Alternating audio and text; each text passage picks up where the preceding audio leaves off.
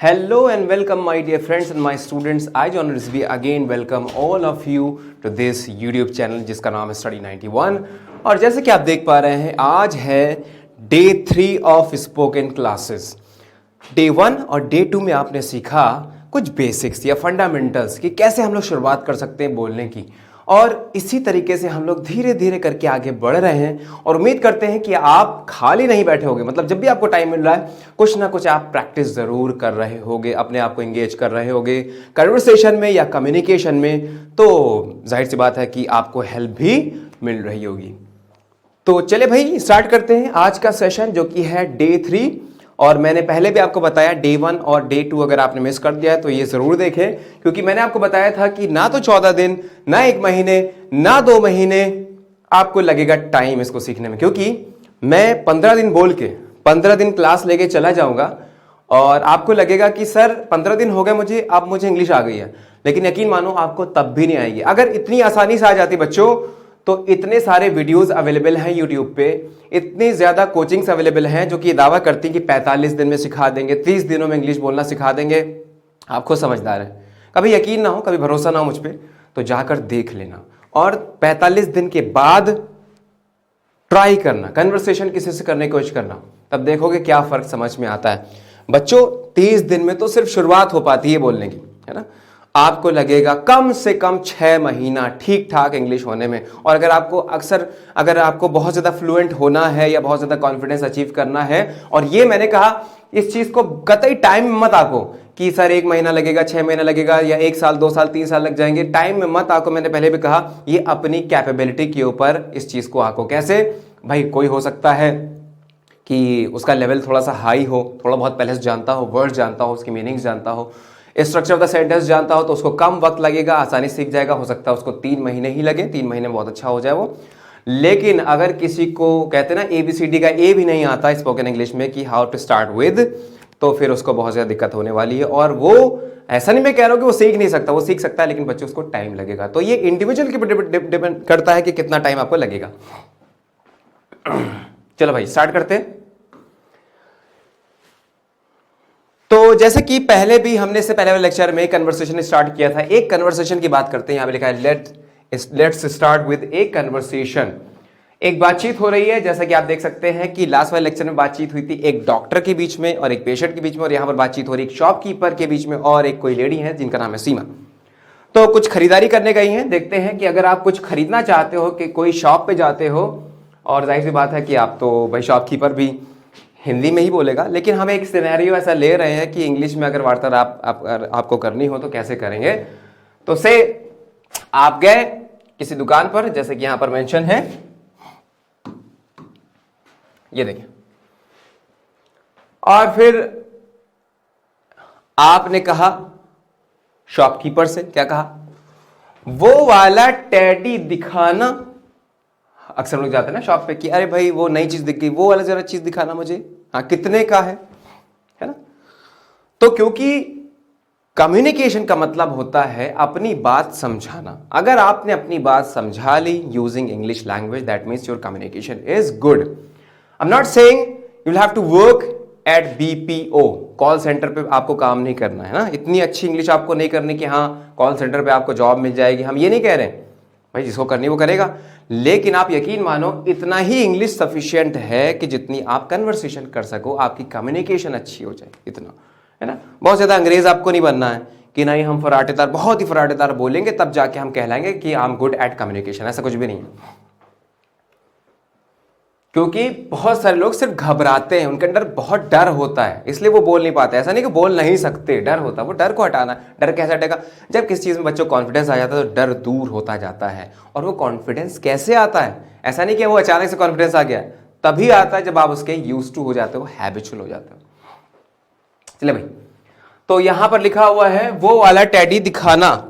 तो अगर ये बात को आपको इंग्लिश में बोलना है जाके, तो कैसे बोलोगे भाई? दिखाना, शो मी समथिंग, है ना। तो show me that teddy bear. Beer नहीं बोलते, भालू को बियर नहीं बोलते, क्या बोलते? बेयर बोलते। बियर तो कुछ और पीने वाली बियर हो जाती है, राइट। तो बियर मत बोलना भाई, इसको क्या बोलना? बेयर बोलना, bear. So show me that teddy bear. उसके बाद कितने का है? आप ये भी कह सकते हो जैसे इसने लिखा हुआ है how much is that for, या ये भी कह सकते हो what is the price of this, price भी ऐसे मेंशन कर सकते हो, या ये भी कह सकते हो how much should I give for this, है ना, how much should I give for this, मुझे कितना इसके लिए पे करना होगा या देना चाहिए। तो ये बात आपकी कंप्लीट हो गई, वो वाला टेप दिखाना कितने का है, ये बात आपने कह दी। उसके बाद दुकानदार ने क्या बोला जवाब में, ये लीजिए। अच्छा, ये लीजिए के लिए आप जैसे कि यहां पे लिखा हुआ है here it is, आप ये भी कह सकते हो कि ये यहां पर है here it is, या ये भी कह सकते हो take it, ये लीजिएगा take it, या ये भी कह सकते हो here it is, ये आपके सामने है। अब उसके बाद ये वाला लिख गया, ये वाला 500 का है, ये लीजिए ये वाला 500 का है।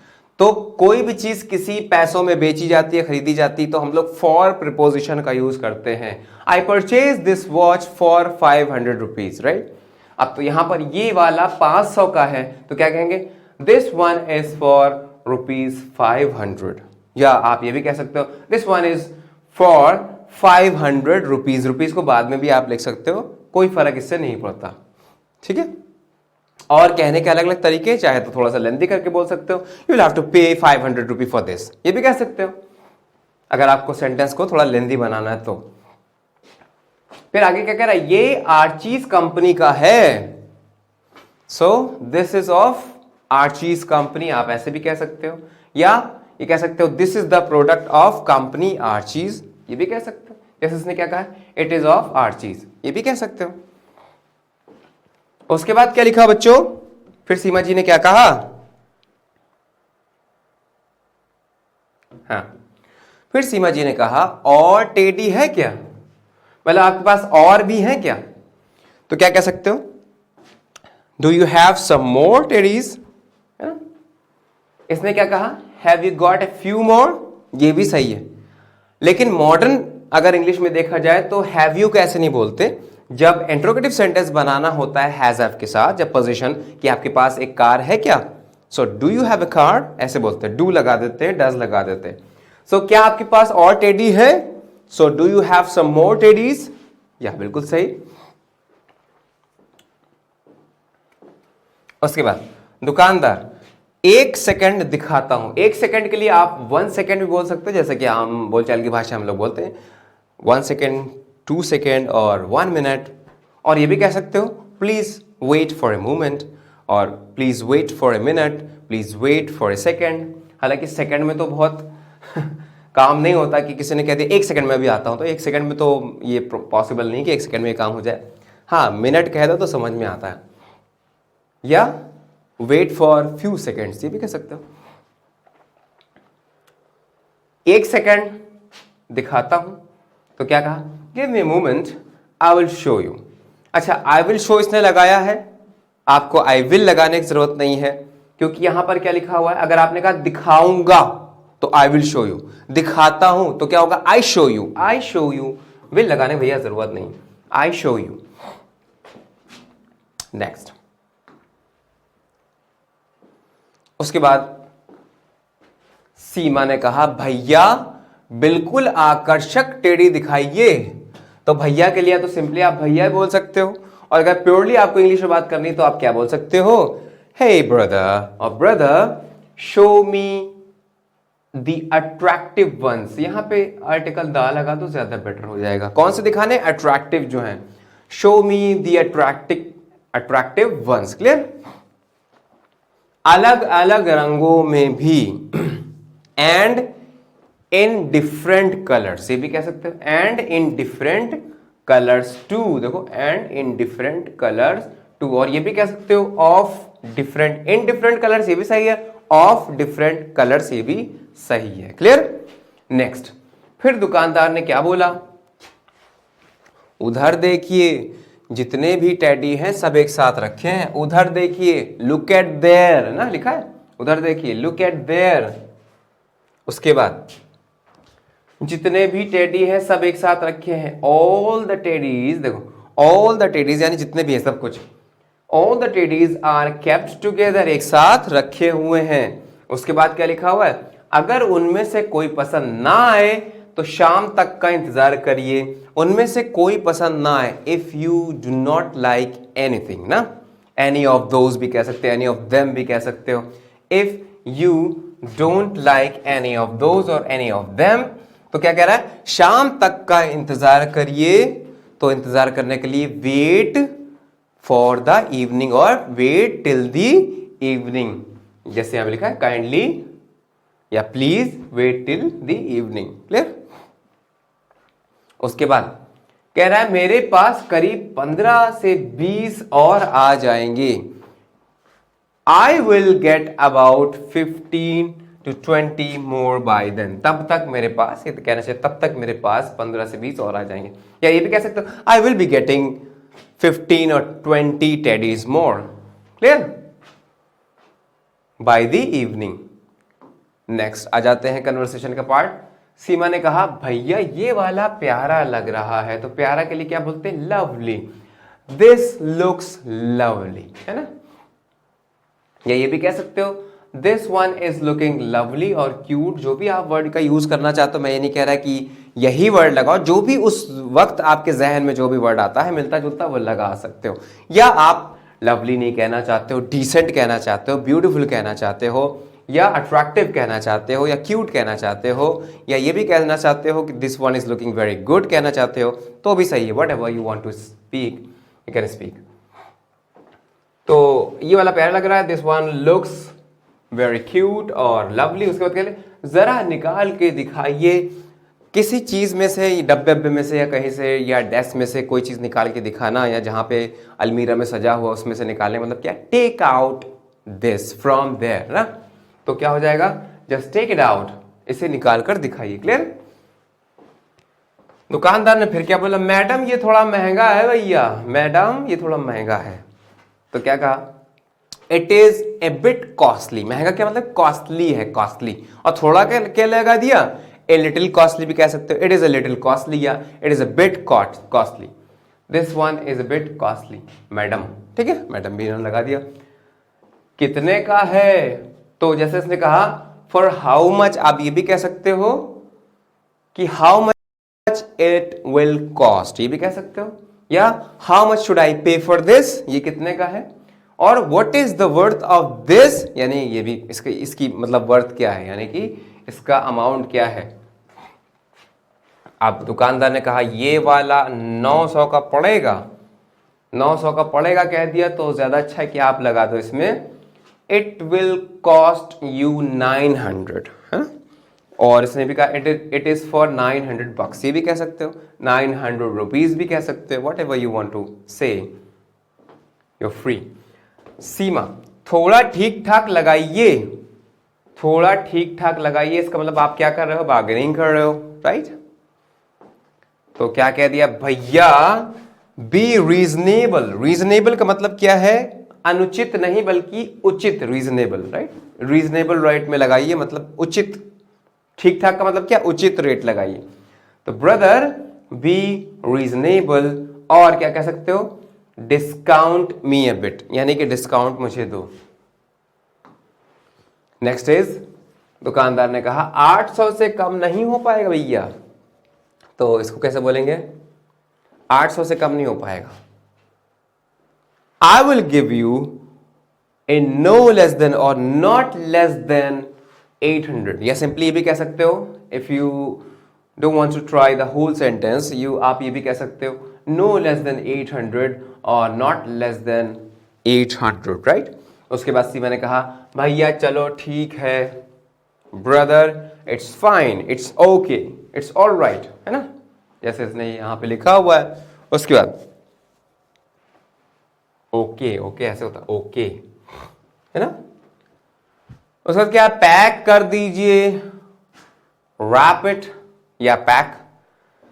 रैप करने का मतलब क्या होता है, पैक कर दीजिए, और रैप का मतलब क्या होता है, पैक कर दीजिए। उसके बाद मुझे किसी को गिफ्ट देना है, तो उसके लिए क्या लिखा हुआ है बच्चों, क्या होगा, I have to gift it someone, और यहां पे टू समवन लगाना बिल्कुल सही है, I have to give it to someone, किसी को देना, राइट? या ये भी कह सकते हो कि I have to give it as a gift to someone, ऐसे भी कह सकते हो ना। नेक्स्ट क्या लिखा हुआ है? दुकानदार कहता है ये लीजिए, ये लीजिए, तो क्या हो जाएगा बच्चों? हियर इट इज और टेक दिस, ये भी कह सकते हैं हियर इट इज और टेक दिस। फिर उसके बाद सीमा ने कहा ये लीजिए पैसे, थैंक यू भैया, हियर इज योर मनी, और क्या कह सकते हैं? Here it is your money और हियर इज द मनी, और टेक दिस अमाउंट ये भी कह सकते हो, है ना? सो दिस इज योर मनी ऐसे भी कह सकते हो, थैंक यू भैया, थैंक्स ब्रदर। तो ये हो गई आपकी कन्वर्सेशन। आप चले आते हैं नेक्स्ट पे, जो कि इसमें लिखा हुआ है फ्रीक्वेंटली यूज्ड वर्ब। जैसे कि मैंने इसका पार्ट 1 आपको पिछले लेक्चर में बताया था कि भाई बोलने के लिए आपको वर्ब्स तो एटलीस्ट पता होने चाहिए, कुछ कुछ वर्ड्स पता होने चाहिए कि इसको क्या बोलते हैं, इसको क्या बोलते हैं, तभी तो आप इसको बोल पाओगे, राइट? कई बार देखें आप, जब आप स्पोकन क्लासेस की कोचिंग में जाओगे तो जब बच्चे कन्वर्सेशन करते हैं तो जो भी वहाँ पर गाइड कर रहे होते हैं, ट्रेनर जो होते हैं, बच्चे बहुत परेशान करते हैं पूछ के। अच्छा मैम मुझे ये बोलना है कि मुझे चक्कर आ रहा था, क्या बोले? अच्छा मैम मुझे ये बोलना है कि मेरे पेट में दर्द था, क्या बोले? अच्छा मैम मुझे ये बोलना है कि उसने मुझे धोखा दे दिया, तो क्या बोले? बहुत सारे वर्ड्स जो कॉमनली यूज वर्ड होते हैं। आप क्या करो कि किसी से बातचीत करो, लगभग आधा घंटा बातचीत करो, आधा घंटा बहुत ज्यादा अगर आपके पास है, 10 मिनट बातचीत करो किसी से, 10 मिनट नहीं कर सकते तो 5 मिनट बात करो अपने फ्रेंड से, और कोशिश ये करो कि पूरी की पूरी वार्तालाप इंग्लिश में हो, कन्वर्सेशन पूरा का पूरा किसमें होना चाहिए? इंग्लिश में होना चाहिए। अब आप देखो उस 5 मिनट में जो जो वर्ड्स आपको मिले जिसकी इंग्लिश आपको नहीं आती है वो आप लिखते जाओ, नोट करते जाओ, तो तब आपको पता चलेगा कि ये मोस्ट कॉमनली वर्ड्स हैं जो कि हमें जरूरत पड़ती है जब हम किसी से बात करते हैं। तो और कुछ वर्ड्स स्पेसिफिक होते हैं जो आपको स्पेसिफिक पीपल के लिए अलग अलग बोलने पड़ते हैं। जैसे भाई दोस्त से बात करो तो हो सकता है अलग वर्ड्स की जरूरत पड़े, सीनियर से बात करो, बॉस से बात करो तो हो सकता है अलग वर्ड्स की बात करें जरूरत पड़े, या हो सकता है कि अपने टीचर से बात करो तो, या डॉक्टर से बात करो तो हो सकता है आपको अलग अलग वर्ड्स की जरूरत पड़े। तो हर टाइप के आदमी से थोड़ी थोड़ी बात करो, इंग्लिश में बात करो। जब भी आप डॉक्टर को दिखाने जाओ तब भी try to speak in English, है ना? तब भी आपका कन्वर्सेशन स्ट्रांग होता जाएगा, क्योंकि जितना आप बोलोगे उतना ज़्यादा इसमें स्ट्रांग होते जाओगे, फिजिबल होते जाओगे, कंफर्टेबल होते जाओगे। अदरवाइज बोलोगे ही नहीं तो सीखोगे कैसे? तो बोलने के लिए बच्चों कुछ और नहीं बल्कि बोलना ज़रूरी है। हाँ, अब देखो कुछ और वर्ब्स हैं जो कि जिनकी सेकंड फॉर्म थर्ड फॉर्म आपको पता होने चाहिए, क्योंकि टेंसेस की जब बात करें हैज हैव हैड लग जाता है, थर्ड फॉर्म का यूज़ करते हैं।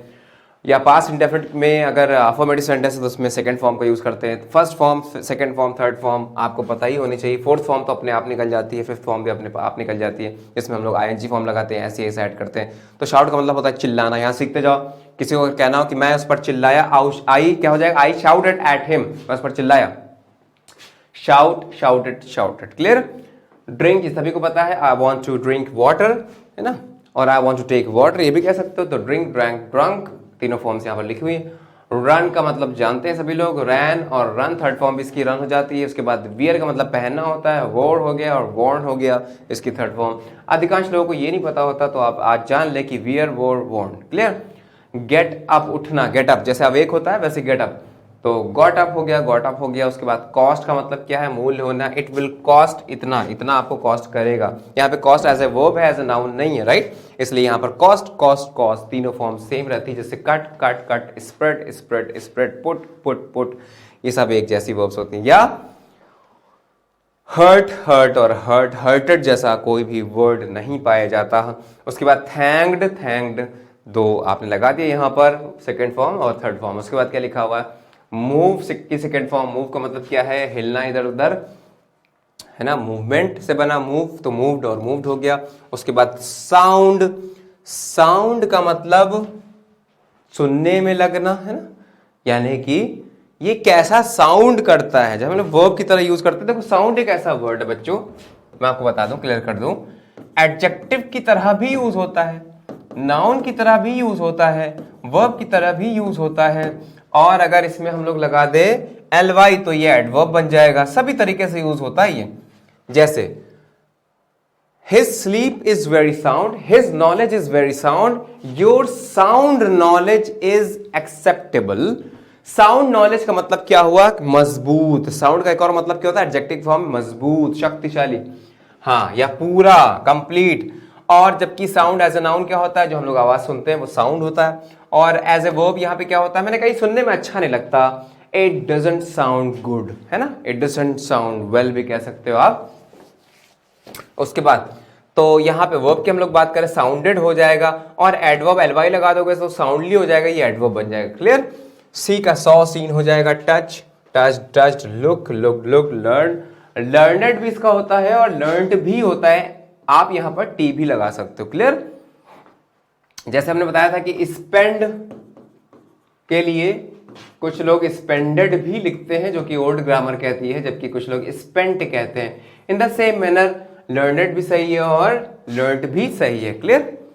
Next, watch watched watched, cook cooked cooked, catch caught caught, teach taught and taught। Next is hang की बच्चों यहां पर हंग और हंग लिखी है, लेकिन मैं अगर आपको बता दूं कि हैंग की ये भी फॉर्म्स होती हैं, हैंग्ड और हैंग्ड, इसमें एक ही फॉर्म्स लिखी हैं। तो मैं आपको बता दूं कि हैंग की, जिसका मतलब लटकाना होता है, हंग हंग तो होता ही होता है, साथ में हैंग्ड भी होता है। और ये जो हैंग्ड वर्ड यूज किया जाता है, ये फांसी के लिए, किसी को फांसी देनी है तो उसके लिए हैंग्ड वर्ड यूज किया जाता है। यानी इसकी फर्स्ट फॉर्म हमेशा हैंग होती है, लेकिन सेकंड फॉर्म में ये हंग भी हो जाता है और ये हैंग्ड भी हो जाता है। अब चयन करना आपका काम है कि कौन से वर्ड को आप चयन करते हो या चुनते हो। जब आपको फांसी देने के से बोलना है तो क्या कहोगे, ही वॉज हैंग्ड, है ना, यानी कि उसको फांसी दे दी गई। और आपने देखा होगा अक्सर लिखा होता है I cards should be hanged, गलत लिखा होता है, I cards should be hung होना चाहिए। हैंग का मतलब फांसी देना, so I cards should be hung not hanged. Next, bring brought brought, buy का क्या होता है, खरीदना, बॉट बॉट हो जाता है।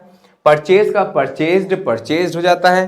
कॉम बी साइलेंट होता है, कॉम कॉम्ड कॉम्ड, राइट। उसके बाद टेक टुक टेकन, राइड जैसे बाइक वगैरह चलाते थे तो उसको राइड बोलते हैं, राइड रोड राइडन, है ना। और उसके बाद give gave given, drive drove driven. Clear. उसके बाद क्या है, break broke broken, open open open, hold hold की सेकंड थर्ड फॉर्म क्या होती है, हेल्ड और हेल्ड। बाकी सब कुछ तो आपको पता ही, सबके मीनिंग आपको पता ही होने चाहिए। उसके बाद क्या लिखा हुआ है, क्लोज बंद करना, क्लोज एंड क्लोज। शिवर का मतलब जैसे कि यहाँ पे कांपना, अगर आपको नहीं पता कि शिवरिंग क्या होती तो कांपना होता है। अच्छा, शिवर को हम लोग कैसे याद कर सकते हैं, शिवर, आप एक कहानी बनाइए कि शिव जी कैलाश पर्वत पर थे, है ना।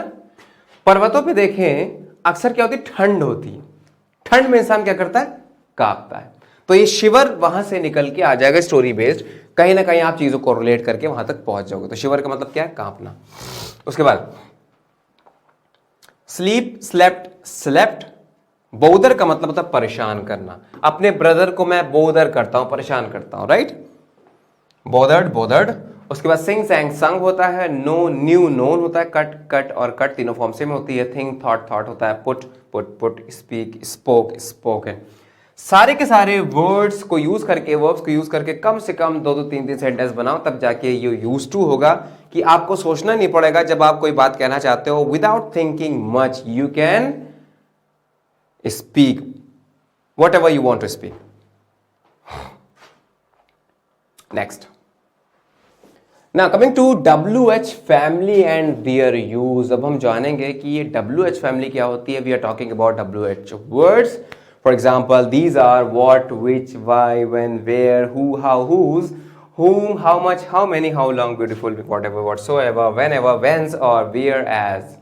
तो आप ये देखें कि WH फैमिली है, WH में से बनाकर हम लोग कई वर्ड्स फॉर्म भी करते हैं, एक एक का मीनिंग जानते हैं और कब कौन सा आपको लगाना है, कब किस चीज का इस्तेमाल करना है, ये आपको देखना है यहाँ पर बच्चों।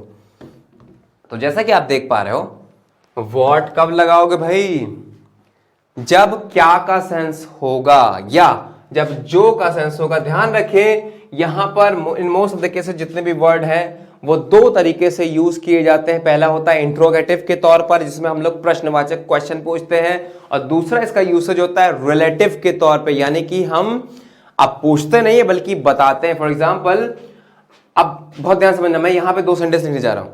हमने कहा what is your name, what is your name. What का यूज हमने किया यहां पर, क्या मतलब उसका कि तुम्हारा नाम क्या है या क्या है तुम्हारा नाम, व्हाट इज योर नेम। अब इसी वर्ड को हम रिलेटिव की तरह यूज करते यानी कि कनेक्ट करेंगे इसको यूज करते दो पार्ट ऑफ द सेंटेंस को। जैसे what you know is important. क्या लिखा, what you know is important, जो तुम, अब यहां पे क्या से मतलब नहीं है, क्या कहना चाहता है, जो तुम जानते हो वो इंपॉर्टेंट है, या इसको ऐसे भी कह सकते हो, it is important what you know, या what you know is important, right. तो जो तुम जानते हो वो इंपॉर्टेंट है। अब जो तुम जानते हो ये पता कैसे चला कि यहां पर जो है मतलब क्या नहीं है, क्योंकि हमने इसके बाद वर्ब नहीं लगाई। इंट्रोगेटिव वर्ड के बाद तुरंत हेल्पिंग वर्ब आती है और इससे हमें पता चल जाता है कि वो इंट्रोगेटिव है, राइट। इसमें तुरंत बाद हेल्पिंग वर्ब नहीं आए कि व्हाट यू नो हमने लगा दिया, व्हाट डू यू नो नहीं लगाया। अगर हम कहते हैं व्हाट डू यू नो तो पूछ रहा होता कि आप क्या जानते हो, लेकिन व्हाट यू नो का मतलब जो तुम जानते हो। इन द सेम मैनर, अब जैसे यहां पर हम विच की बात करें तो विच का मतलब क्या होता है, जिसका भी हम लोग कह सकते हैं, है ना, या हम ये भी कह सकते हैं कि अगर कोई चीज है ना और हमें कहना है जो कि, उसके लिए लगाना, या इवन जिसका के लिए ऑफ लगा कह सकते हैं। और वो नॉन लिविंग हो या एनिमल हो तो हम लोग विच का यूज करते हैं। जैसे कि I live in this house which is large, which is big. I bought A cycle which is very beautiful. I have A cap which is red. तो यहां पर जो की सेंस देता है, लेकिन ये आता है नॉन लिविंग के लिए और एनिमल्स के लिए आता है, इंसानों के लिए विच का use in this term use नहीं किया जाता। द सेम मैनर वाई का मतलब क्यों होता है, यहां पर लिख दे क्यों, सभी को पता भी है। So why are you coming here daily, आप यहां पर डेली क्यों आ रहे हैं, हमने सेंटेंस बना दिया। उसके बाद when का मतलब कब होता है, और when का मतलब जब भी होता है, जब भी होता है, और कब के लिए भी यूज किया जाता है। तो मैंने कहा कि आप कब आ रहे हैं, when are you coming here, आप कब आ रहे हैं। फिर मैंने कह दिया कि जब तुम वहां जाओगे तो मेरे लिए बिल्ली लेकर आना। तो कैसे कह दिया, when you go there, when you go, जब तुम वहां जाओगे, when you go there please bring a cat for me, when you go there, clear। यहां पे जब का सेंस आ रहा। तो वेयर का मतलब कहां भी होता है, वेयर का मतलब जहां भी होता है। दो सेंटेंस सुनो, मैंने कहा तुम कहां रहते हो, वेयर डू यू लिव, तुम कहां रहते हो, तुम कहां रहते थे, वेयर डिड यू लिव, तुम कहां रह रहे हो, वेयर आर यू लिविंग, तुम कहां रह रहे थे, वेयर वर यू लिविंग, तुम कहां रहोगे, वेयर विल यू लिव। सारे सेंटेंसेस मैंने सारे टेंस में आपको बता दिया।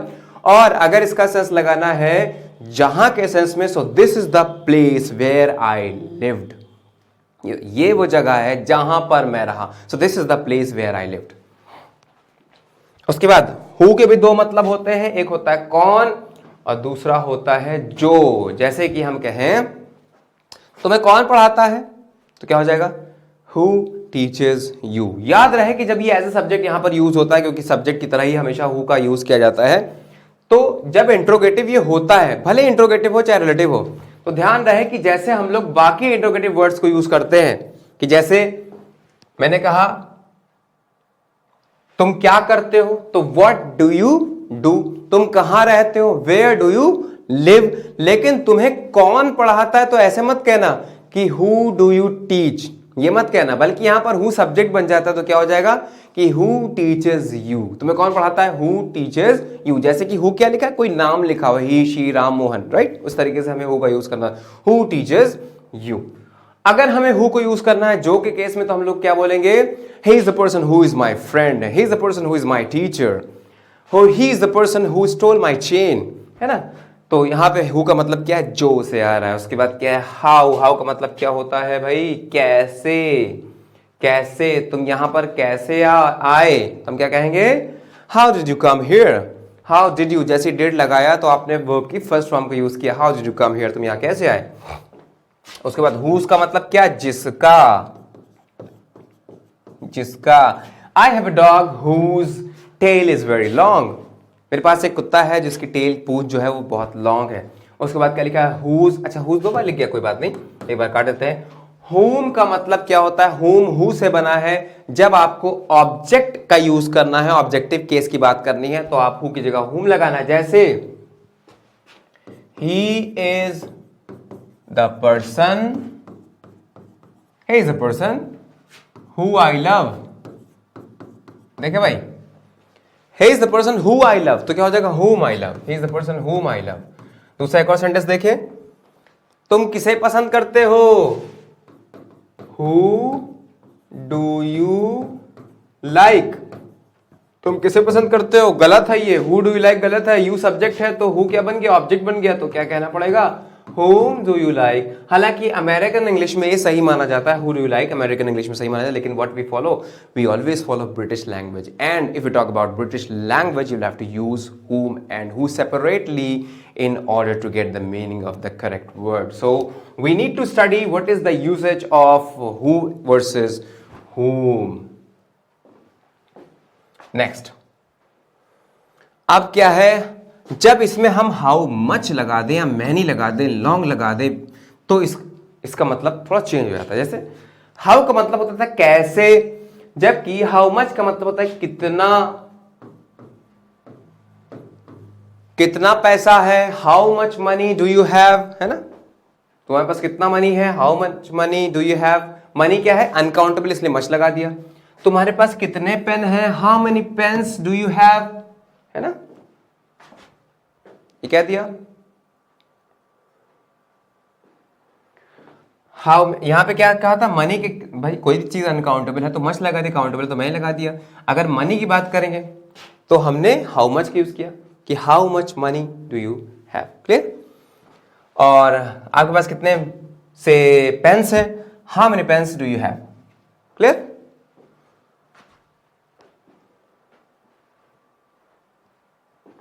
उसके बाद हाउ लॉन्ग का मतलब कितना, यानी ड्यूरेशन में, है ना। तुम कितनी देर तक पढ़ोगे? How long will you study, कितनी देर तक पढ़ोगे, ये कितनी देर का सेंस आता है हाउ लॉन्ग। हाउ ब्यूटीफुल, कितना सुंदर, how beautiful the car is, car कितनी सुंदर है।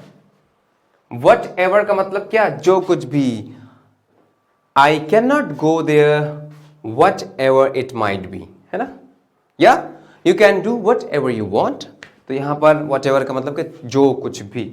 और वट सो एवर का भी यूज होता है, जो कि बहुत फॉर्मल साउंड करता है। आप चाहे वट एवर का यूज करो, चाहे वट सो एवर का यूज करो, बात एक ही है। इसके बाद यहां पर क्या लिखा है? वेन एवर, जब कभी भी, यानी कि I will show you this article whenever I meet you, मैं तुम्हें ये आर्टिकल दिखाऊंगा जब मैं आपसे मिलूंगा। राइट? वेन एवर, जब कभी मैं आपसे मिलूंगा। वेन्स का मतलब होता है फ्रॉम वेयर, कहां से, है ना। सो आर यू कमिंग, जैसे हम लोग कहते हैं तुम कहां से आ रहे हो, तो where are you coming from, या तो ऐसे कहो, या ये भी कह सकते हो वेन्स आर यू कमिंग, तो फ्रॉम लगाने की जरूरत नहीं पड़ेगी क्योंकि वेन्स में वेयर के साथ फ्रॉम जुड़ा होता है। अच्छा, वेयर एज का मतलब क्या है? जबकि, जैसे मैंने कहा कि I am a doctor where is he, whereas he is an engineer. Right?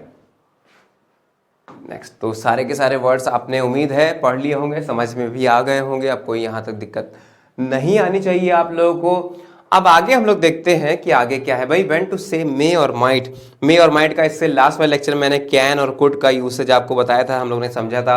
आज हम लोग चर्चा करेंगे कि मे और माइट कब लगाया जाता है, मे और माइट कब लगाया जाता है। पहली चीज तो ये कि जैसे हमने पढ़ा था कि कुड का यूज हम लोग प्रेजेंट में भी कर सकते हैं। वैसे तो कुड का यूज पास्ट में करते हैं, लेकिन प्रेजेंट में भी किया जा सकता है जब हम कृपया करके कोई बात कहें। कृपया करके आप मेरी मदद कर सकते हो। So could you please help me, can you please help me गलत हो जाएगा। राइट? क्योंकि मैंने आपको इसका रीजन भी बताया था। इसका रीजन अगर आपको जानना है तो इससे लास्ट वाला एपिसोड जरूर देखें, यानी कि डे 2 जरूर देखें, मैंने बताया था। तो इन द सेम मैनर मे और माइट, मे परमिशन, जब हम किसी की परमिशन मांगते हैं, जैसे क्या मैं अंदर आ सकता हूं। अब यहां पर कैपेबिलिटी की बात नहीं हो रही है, यहां पर क्षमता की बात। मुझे पता है कि आपके 2 पांव हैं तो आप अंदर आ ही सकते हो, लेकिन आपको किस चीज की जरूरत है? परमिशन की जरूरत है। टीचर अलाउ करेगा तभी आ सकते हो। That is why we say may I come in place of, instead of saying what, can I come in. हालांकि अमेरिकन यही बोलते कैन आई कम इन, लेकिन हमारे यहाँ ये ज्यादा सूटेबल माना जाता है क्योंकि हम we are seeking for any permission. जब हम परमिशन की बात करते हैं तो तभी हमें क्या कहना होता है? मे आई कम इन, क्या मैं अंदर आ सकता हूं। तो मे का यूज करते हैं परमिशन के लिए, और मे की past form past form of May की पास्ट फॉर्म क्या होती है? माइट। और मे का यूज बच्चों हम तब भी करते हैं। अच्छा, आपको पता है माइट का एक और मतलब होता है। माइट का मतलब पावर। जैसे ऑल माइटी, गॉड को बोला जाता है ऑल माइटी, तो माइट का मतलब पावर भी होता है। That is a different word, है ना। हालांकि ऐसे ही लिखा जाता है लेकिन अलग अलग मीनिंग है दो वर्ड का। क्लियर?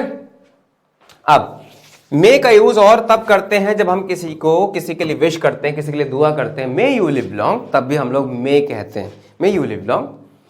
अच्छा, अब मैं आपको बताऊं कि माइट का यूज हम लोग प्रेजेंट में भी कर सकते हैं। जरूरी नहीं कि हम लोग माइट का यूज हमेशा पास्ट में करें, माइट का यूज हम लोग प्रेजेंट में भी कर सकते हैं। चलो भाई यहां पर देखते हैं कि कैसे माइट का यूज प्रेजेंट में कैसे होगा। मैंने दो वाक्य बोले, आप मेरे पास आए, आपने बादलों को देखा और हम दोनों बादलों को देख रहे थे, तो मैंने कहा, मेरे मुंह से एक सेंटेंस निकला, मैंने कहा इट मे रेन टुडे, आज वर्षा हो सकती है। It may rain today. फिर एक और दिन आप मेरे पास आए, हम दोनों ने बादलों को देखा, फिर मैंने बोला इट माइट रेन टुडे। और फिर जैसे ही मैंने बोला तो आप कंफ्यूज्ड होने लगे। आपने कहा कि ये बता भैया, पिछली बार जब आए तुमने कहा था कि इट मे रेन टुडे, आज वर्षा हो सकती है ना। आज कह रहे हो इट माइट रेन टुडे। अब टुडे की ही बात हो रही है, प्रेजेंट की ही बात हो रही है, अभी की ही बात हो रही है, दैट इज वाई। और मतलब उसके बावजूद भी हम लोग यहां पर किसका यूज कर रहे हैं? माइट का यूज कर रहे हैं, जबकि हमें यूज करना चाहिए, पास्ट में यूज करना चाहिए था। प्रेजेंट में माइट कैसे आ गया? तो मैं आपको बता दूं कि मे और माइट का यूज हम लोग पॉसिबिलिटी के लिए भी करते हैं, लेकिन दोनों की पॉसिबिलिटी में फर्क होता है। वो पॉसिबिलिटी में फर्क क्या होता है मैं बताता हूं आपको। जब भी हम ये कहते हैं इट मे रेन टुडे, तो मतलब होता है पॉसिबिलिटी इज सम, है ना, यानी कि कुछ ना कुछ पॉसिबिलिटी है, कुछ ना कुछ possibility in A positive sense, कुछ ना कुछ पॉसिबिलिटी है, यानी कि हम कह सकते हैं कि चांसेस आर हायर, थोड़े बहुत चांसेस जो हैं वो हायर हम कह सकते हैं। हाँ, 30% चांसेस है कि रेन हो सकती है, या 50% चांसेस है कि रेन हो सकती है, या इवन 70% चांसेस या 80-90% चांसेस है कि रेन हो सकती है। हालांकि 100% में हम लोग मे नहीं लगाएंगे कि हाँ इट मे रेन टुडे। मे तब लगाते हैं जब पॉसिबिलिटी होती है, हमें डाउट होता है कि हाँ हो भी सकती है, नहीं भी हो सकती है। तो हमेशा हम लोग कुछ ना कुछ 100% लेके नहीं चलेंगे, लेकिन हाँ हम लोग कुछ ना कुछ percent in A positive sense लेके चलेंगे। लेकिन जैसे मैंने कहा इट माइट रेन टुडे, अब ये मतलब समझ लो कि ना होने के चांसेस ज्यादा है। इट माइट रेन टुडे का मतलब पॉसिबिलिटी ना के बराबर है। इसका मतलब अगर मुझे लगता है कि पॉसिबिलिटी वर्षा होने की 5% है, या 2% है, या 3% है, तो हम क्या कहेंगे? इट माइट रेन टुडे, यानी ना होने के चांसेस ज्यादा है। क्लियर हो गया मे और माइट का यूज? उम्मीद है क्लियर हो चुका होगा।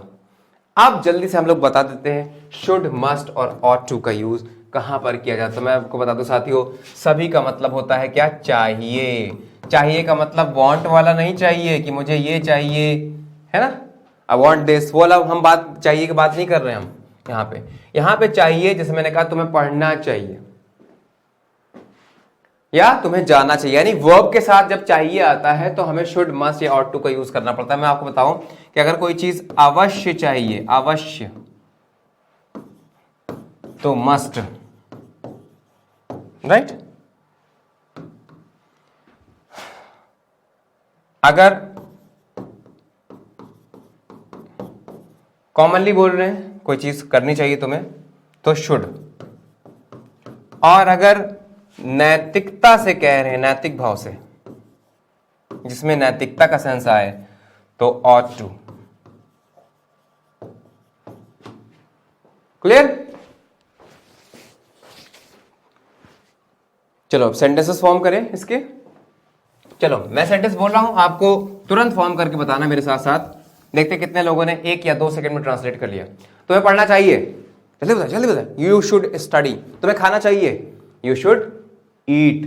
तुम उसकी मदद करनी चाहिए, यू शुड हेल्प हिम और हर। तुम्हें अवश्य वहां जाना चाहिए, यू मस्ट गो देयर। अवश्य के लिए यहां पर अतिरिक्त आपको कोई वर्ड यूज करने की जरूरत नहीं है। जैसे मैंने कहा अवश्य या जरूर कहा, तो आपको शुड का मस्ट में स्विच कर देना है। तुम्हें अवश्य वहां जाना चाहिए, यू मस्ट गो देयर। तुम्हें अवश्य उससे मिलना चाहिए, यू मस्ट मीट हिम। तुम्हें अवश्य ही पढ़ाई करनी चाहिए, यू मस्ट स्टडी, राइट। तुम्हें अवश्य ही खाना बनाना चाहिए, यू मस्ट प्रिपेयर और कुक योर फूड। क्लियर हो गया। मस्ट का यूज, शुड का यूज आपने किया। अब हम बात कर लेते हैं ऑट टू कहां पर लगाते हैं, जहां पर नैतिकता की बात होती है। इसका मतलब ये हुआ जब हमें कह रहा तुम्हें बड़ों का सम्मान करना चाहिए, you ought to respect your elders और योर पेरेंट्स, ये कह दिया। हालांकि आप शुड भी कह सकते हो, you should respect your parents, ये भी कह सकते हो, लेकिन ज्यादा अच्छा साउंड यहां पर क्या करेगा when it comes to moral duties, moral values, तो क्या बात आ जाएगी किसमें, ऑट टू। यू शुड नहीं बल्कि you ought to respect your elders. Clear हो गया। या अगर आपको रूल्स को ओबी करना है तो क्या कह सकते हो, you ought to obey the rules. अब इसमें एक बात और आपको समझा देता हूं। अगर ये बात हो जाए पास्ट की, जैसे तुम्हें वहां जाना चाहिए, इसको सिंपली क्या बोलेंगे, यू शुड गो देयर। लेकिन अगर सेंटेंस हमारा ये हो जाए, तुम्हें वहां जाना चाहिए था, तुम्हें वहां जाना चाहिए था। अब बात होगी पास्ट की, तो कुछ नहीं करना बच्चे, सिर्फ जो भी चीज मस्त लगता है या माइट लगता है, मे लगता है, what ever the thing is, या कैन लगता है, कुड लगता है, उसके तुरंत बाद आपको क्या लगा देना, हैव लगा देना। तो क्या हो जाएगा, यू शुड हैव, है ना, पास्ट की बात हो रही है ना, यू शुड हैव। अब जाने के लिए हैव के बाद वर्ब अगर आ जाए, हैज हैव हैड के बाद अगर वर्ब आती तो अपने थर्ड फॉर्म में होती, यू शुड हैव, गो की थर्ड फॉर्म गॉन देयर। आपको वहां जाना चाहिए था, you should have gone there. आपको उससे मिलना चाहिए था, you should have met him. और मेट या मीट के साथ विद का यूज नहीं करते। कई लोग हम लोग कहते हैं ना कि उससे मिलने जा रहा हूं, I am going to meet with him, गलत है, I am going to meet him simply. In the same manner जब आप बोले कि मुझे उससे शादी करनी, I have to marry with her, नहीं, गलत हो जाएगा, I want to marry her, क्योंकि मैरी के साथ भी कोई भी प्रेपोजिशन का यूज यहां पर नहीं होता एक्टिव मोड में, हालांकि पैसिव में यूज किया जाता है टू का, TO2 का। तो भाई यहां तक उम्मीद है सारी चीजें आपके क्लियर हुई होंगी, समझ में आया होगा। अभी तक अगर आपको नहीं समझ में आया तो बताइए भाई, कोई दिक्कत, समस्या?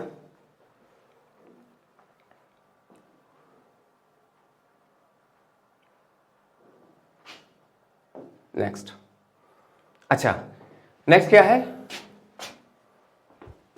यूज टू और वुड। यूज टू का तो यूज तब करते जब हम लोग कहना ये चाहते हैं कि कोई काम किया करता था, जैसे कि मैं क्रिकेट खेला करता था, मैं क्रिकेट खेला करता था। तो चाहे तो ये कहो, जब आदत को शुमार करना होता है किस चीज का आदि था, किया करता था, करता था नहीं किया करता था, तब के लिए हमें वुड या यूज टू का यूज हम लोग कर सकते हैं। मैं क्रिकेट खेला करता था, I used to play cricket. या ये भी कह सकते हो, आई वुड प्ले क्रिकेट। दोनों बात एक ही है। अच्छा, कई लोग इस चीज में, इस कंफ्यूजन में होते हैं। अच्छा, अगर मैं ये कहता कि मैं पढ़ता रहता हूं, मैं पढ़ता रहता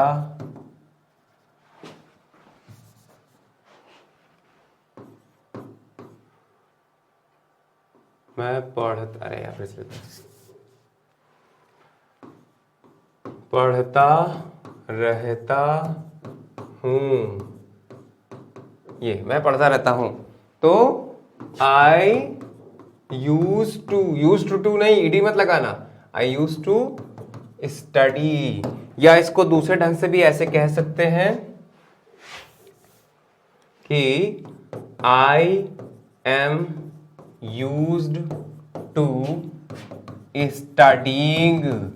इसका क्या मतलब, मैं पढ़ने का आदी हूं। जब आपको आदी कहना है तो आप यूज्ड टू तो लगाओगे, साथ ही साथ इसमें जेरेंड लगता है। ये यहां पर देखो वर्ब की आईएनजी फॉर्म नहीं, ये क्या जेरेंड है, क्योंकि जब आप यूज्ड टू को